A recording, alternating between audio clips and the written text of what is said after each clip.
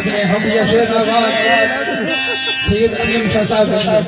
उसने इलाके में शायर है जिन्होंने शेर नवाज कर साहब अल्लाह पाक सारे सैयद भाई है अल्लाह पाक उन्हें विशेष नसीब जिंदगी दे मुलाकात नहीं बरल गल बड़े कब गौर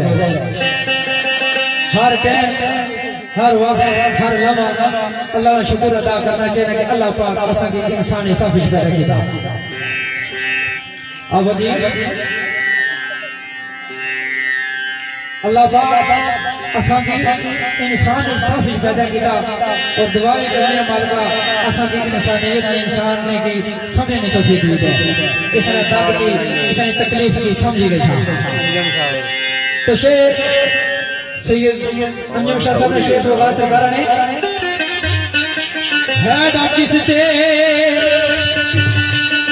है किसते